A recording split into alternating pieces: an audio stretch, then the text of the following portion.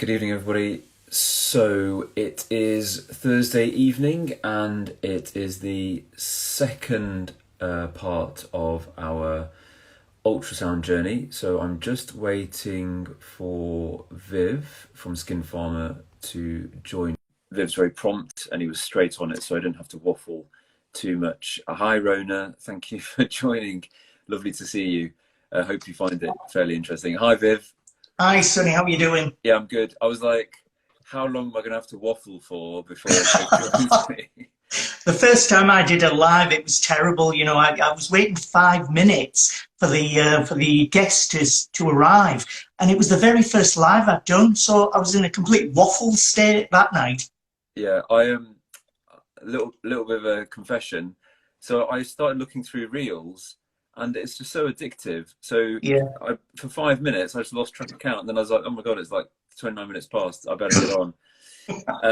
But we said we would try and keep this short and succinct. Part two of our ultrasound. So for those of you who are joining us, I'm Dr. Sunny Dhesi. I'm a GP and aesthetic doctor working in Rutland at Vysana, our clinic. And Viv, do you want to introduce yourself? Yeah, my name's Viv. I work at Skinpharma Aesthetics up in the northeast in Stockton-on-Tees, and I'm a clinical pharmacist prescriber, and I've been doing aesthetics work full-time for about 6 years now. So we've both got interests in non-surgical aesthetic work, and the main reason for this series of lives is because of our interest in ultrasound, of all things. Exactly. I couldn't have said it best myself. So I think we're joined by a mixture of people. So I think we've got clients who, well, not our clients or patients or people who might be interested in as a client service, what ultrasound could potentially do for them.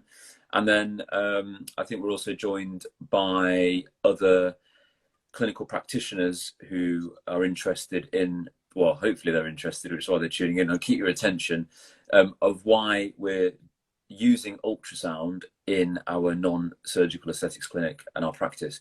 So just as a recap from last week, previously on Sunny and Viv, we introduced, I think, why we're using ultrasound. And for those of you who want a quick recap, basically it was like, where were we at? And we were at a point in our aesthetics career where we wanted to, we were wondering whether what we're doing is safe or how it could be safer, you know, concerns or worries about injecting safely, possibly, you know, how can we continue to innovate in our practice? You know, these things were the things that were bothering us. And we basically visualized literally a way that we could improve our practice, and that was using ultrasound. So Viv, because you're in clinic, Yeah. I am going to kind of defer to you because I rushed home, obviously, to be at home. And so you're going to kind of demo a little bit. So yeah, I'll hand over to you. So take the lead, and then I'll chime in with questions.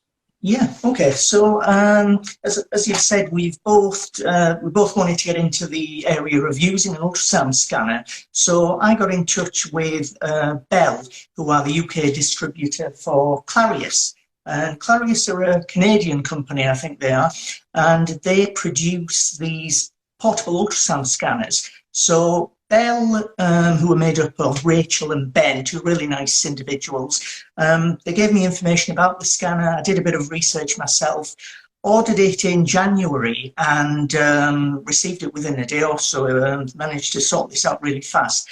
So the scanner itself is a small unit. It's not massive. It's quite a big. It's not quite a big, massive unit. It's small, portable. Probably about the size as an equivalent for what you might have at home. So maybe the size of an electric shaver for men. Well, there's my iPad. Yeah, perfect.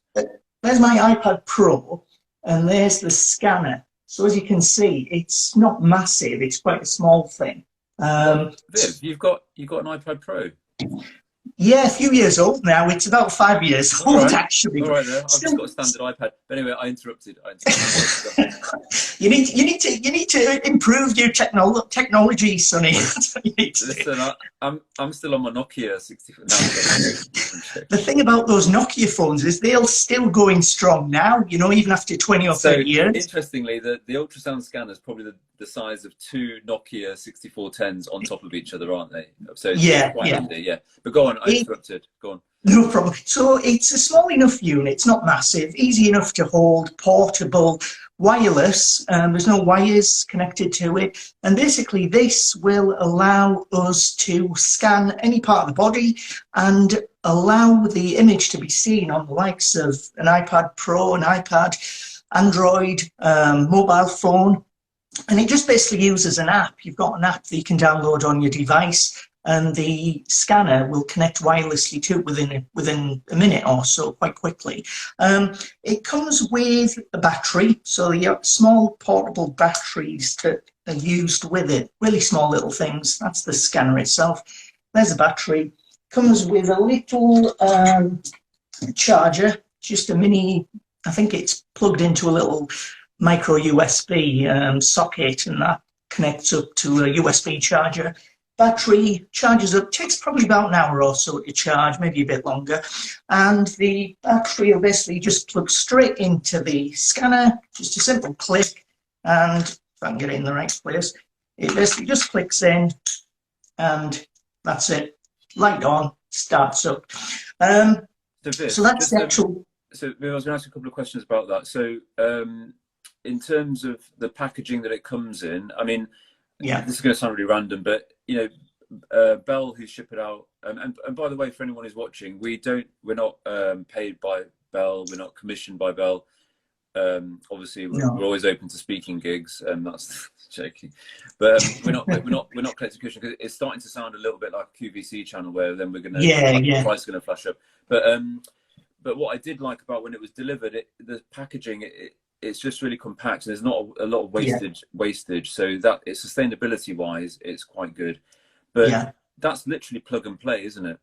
It is. Basically, that just connects up to your device via an app, and it just needs the battery recharging each time you use it. You'll get around about an hour or so out of it, out of one battery.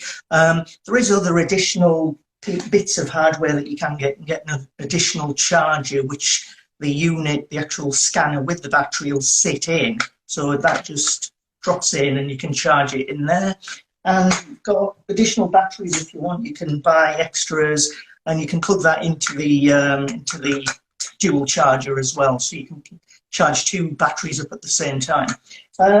It's really the biggest issue with it is just using it. It's just getting to terms with actually using it. Once you've actually got the device and you've got it plugged, you've got the battery plugged in, etc. It's just a question of using an app which you download on your device, and I'll switch it on and let you have a look. Actually, I'll pop this just whilst you're switching it on, Viv. So one of the things that I liked about obviously the scanner, the ultrasound scanner, was that it is plug and play, and I won't lie, it did sit there for I think a couple of weeks until you nudged me and said, have you used your ultrasound yet? And I was like, oh no, I should use it. So but it was literally take out the box, charge it, and even the software for the Clarius, it was easy to download, it was easy to put my details in, and I was surprised immediately at the interface. There was no messing around trying to find, like, connecting your device to the ultrasound scanner. And I guess that's one of the things that what we like about this ultrasound scanner in particular, is that I could go to Viv's clinic. If you didn't have an ultrasound scanner, I can go and visit. I can literally just turn it on, it will connect. And it is a great device, especially for a potential emergency, like you have to scan, for example, a vascular occlusion. I mean, that's one of the worst fears, isn't it? That in clinic, you block the blood flow with dermal filler. People don't like talking about it because it's scary. But at the end of the day, we now have a piece of kit in clinic where we can visualize what's happening. So we're going to try and demo. So basically all I did was just turn the app on. So it's a little app that you can download onto your device. Not difficult to set up, just follow a few instructions, but this comes up with basic settings that you need. And it connects to the device wirelessly. So it uses Bluetooth to actually find the device, and it uses Wi-Fi to actually connect to the signal that the device outputs. So once you let the device actually, let me just put that once you allow the device to join, it links up to the actual unit. It takes a couple of seconds, doesn't take long to actually do. I haven't got any, I wasn't going to actually scan myself, but I can show you. I'll tell you what, just to keep everyone interested, because, you know, we don't want to give it all away in part 2 of our Sunny and Viv talk about ultrasound scanners. I'll stay in clinic next week, and you can take the lead and I'll scan. But what do clients love about the ultrasound scanner? For me, it's literally, you can visualize it. I use my phone and I will stand next to them. I'll be scanning with the scanner. Obviously, I didn't come prepared. Viv has got one, and they can see what's going on. They can, easy enough to do. And the thing is that the images that you see, the actual recordings, can be recorded live and streamed up to the cloud. So you've got free storage to use. You can share the actual scan live with another practitioner if you want to. It's not difficult to do. It's just uses an internet connection, and it will send the live video stream to a viewer. It's just a case of inputting their phone number or email address, I think, and it will just send them a link. Isn't that amazing? Because what Viv and I are trying to do, anyone who's watching, practitioner or clients, patients, is that by talking about how useful this is, and by people networking, connecting, I could have someone in. Well, I'm going to focus on the negative, because that's the thing that we're always worried about. The anxiety is that if I've got a complication or a problem, for example, very common at the moment, seeing the trends on the forums, people worried about non-surgical rhinoplasty. So that's where you have filler in the nose. Obviously, I've not had any filler in the nose. It is actually this size. My point. Maybe just happily agreeing with that joke, but that's fine. But the point is that it's a very common area to be worried about vascular occlusions, which means blocking a blood vessel, lumps, bumps, because obviously a bump on your nose. And the fact is that having an ultrasound in clinic, you can visualize it, stream it to someone who is much more accomplished practitioner or a surgeon, and then they can help visualize it. I mean, you can't beat that, can you? I've actually, I tried it out just to demo, just to see how well it would work with a radiologist over in Argentina, Carolina Mary Lewis. A couple of months back, I asked her if she'd be happy. I asked her if she was happy to just look at a scan that I was doing just as a test to see if it would work. And I connected up with her using the software, and she was able to pinpoint on the screen exactly where she was interested in me magnifying. She was able to see what I was seeing without any problem, and she was thousands of miles away in Argentina watching me doing a live scan on myself. But it makes things a lot easier if you need help and you've got a scanner. There's people around that you can actually connect up to, and I think it's happened to different practitioners around the world. I think Leonie Schelke, who's probably the world expert in ultrasound use in aesthetics, she was contacted by a doctor, an aesthetics doctor over in America, and there was a problem with an occlusion, and she actually used WhatsApp. She didn't have a Clarius scanner at the time. She used a normal scanner, and she used WhatsApp to video the scan, so Leonie could see it in Amsterdam, and she actually helped her sort out an occlusion live over a period of time. That was pretty. I think it was recorded. I remember. I can't remember either watching something about it or seeing it. But that's so. People are watching at the moment. Clients, practitioners. That's one of the reasons why, again, we've gone for ultrasound in aesthetics. You know, the aesthetics market is unregulated. That's not going to change anytime soon. The government's bringing in licensing, but you know, the cat is out of the bag, or whatever. You know, it's a can of worms. There's lots of analogies, but the point is that what we're trying to do by doing these lives is just, you know, you might just join in for a few minutes, but you know, we've got to continue to innovate, and we've got to continue with patient safety. You know, mistakes happen. Everyone makes mistakes, but if you've got the tools and the network to help it. So, Viv, so far we've obviously we've spoken about basically the device, our Clarius LD20. Yeah. is a plug and play device, easily downloadable software, wireless device, very portable, very handy, and that's why we chose it. We have sort of spoken about the connectivity, how it can be used to enhance people's practice, enhance patient safety. I'll let you just finish it up and summarize for us. So go on. Yeah, as I say, it's a simple enough piece of equipment to set up. It wasn't difficult. I don't think you had any problems doing it yourself, Sunny, either. You just need to realise that it's a completely different area of practice if you've never done this sort of thing before. But it isn't difficult to get started. You need to be willing to look at the option of using ultrasound in your practice. Everyone's worried about dermal filler, vascular occlusions in particular, as you've mentioned. There's technology now available that will let you reduce the risks in carrying out the work for patients. Patients feel happier about the fact that you're treating the work more safe, carrying it out more safely, and treating it with more respect. You know, you can't just carry out injections willy-nilly and not worry about the outcomes of what you're doing. And the technology is available. It's easy enough to set up. There's support available from the company. Clarius provides support, the distributor provides support, and there's lots of people around who use equipment now, ultrasound equipment, that are in a position to help others as well. And I think anyone thinking about it is quite welcome to ask us questions over, you know, any point over the next few weeks to find out more about how it could help them. It works well, it's easy to use, you need to practice with it, and I think that's what we'll go on to over the next few weeks. And that's definitely, so I think one of the things next week that I'd like to discuss, and obviously, like I said, anyone who's watching is interested, we will try and demo it. We'll work out a way of getting a clear image, and then obviously we can talk through it. I've got filler in my face, so maybe, I mean, it's been 2 years now, but we can see it's still there.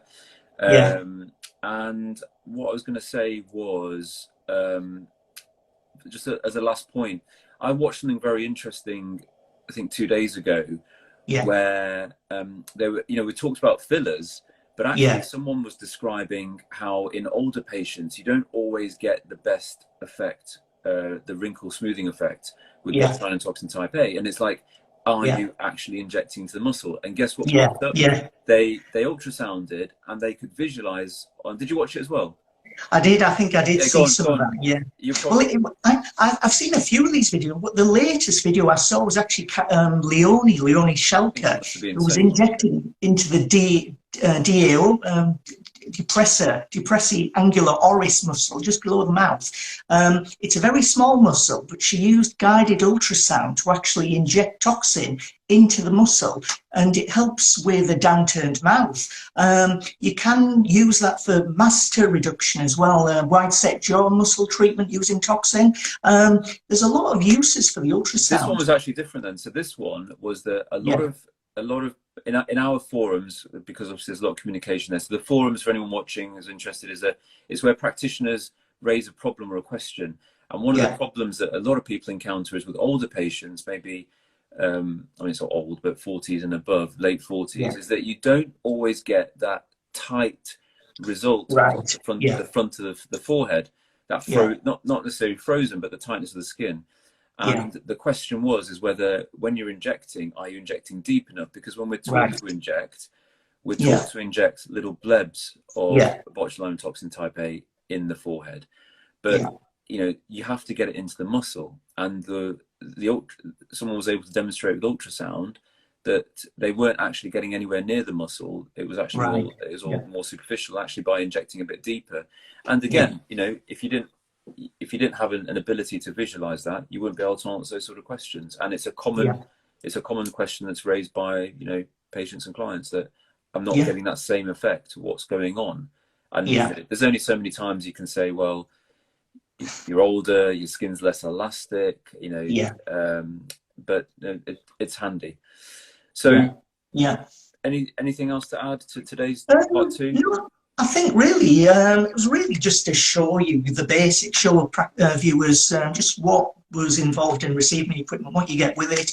And about starting off, we'll go into more about what we do with the equipment over the next few weeks, I think. But I've been happy using it over the last 3 months or so. I think you're getting used to it and you're carrying out more practice with the devices. So since we last spoke, well, about when we were first starting it. So every filler patient that comes in now, I will, like you said, vascular map them. So look to see where there's any arteries in the way of where I'm injecting, and then also just have a look at how compact the skin is where I'm going to inject. So if I'm injecting down to the bone, if I'm injecting superficially, I can get a visual perception of where I'm going to inject.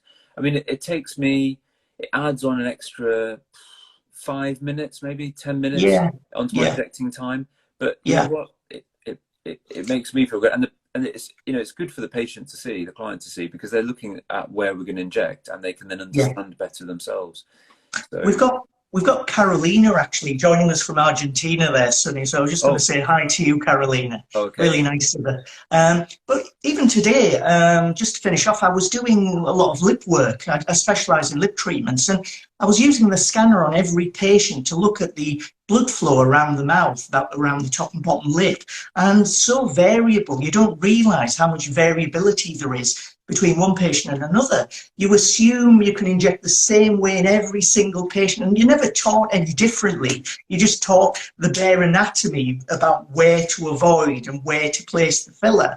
But there's so much variability in patients, you cannot assume you're going to get the right injection in the right place for every single patient. It's just not possible. And the more I think about it, like even with my own practice, I think to myself, Viv, in patients you've seen in the past, how lucky were you to not have caused an occlusion in somebody's filler treatment? And I wonder about that with other practitioners that may be a little bit lax in how they carry out their work normally. Oh, Viv, come on now. I'm going to cut you off there. Right, on that note, everyone, Viv is going to go off on a tangent. I'm going on a bender. I'm going on a bender, Sunny. No, we'll keep it. No, you're right, and that's a whole talk. So I'm going to give you a whole good 30 minutes to that love.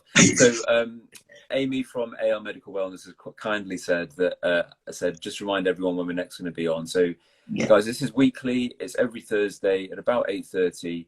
It's Viv and I talking about how we found ultrasound, how we're using ultrasound, and how we're developing, and it's just our journey, and we'd like to share it with you. So next week at Thursday, you're hosting, Viv? I'll host it next Thursday about 8:30. We'll carry out some work with the scanner. Like if you're in the clinic, Sunny, you can carry out the scan, and I'll talk about what you're doing, and people can see just what we're up to. And hopefully we'll get questions about what we're talking about. And it's really for everyone's benefit. We're not just trying to give information about what we're doing. We're trying to help people learn more about the equipment and how it can help them as well. So hopefully it'll help people, practitioners and also patients alike. Yeah, just trying to add value to this crazy world that we live in. All right, Viv, I'm going to say good night. And, no problem. I will see you next week. Great. Nice catching up with you, Sunny. See you next week. Thanks for everyone for watching, and please continue to do so. Thanks very much. Great. See ya. Bye-bye.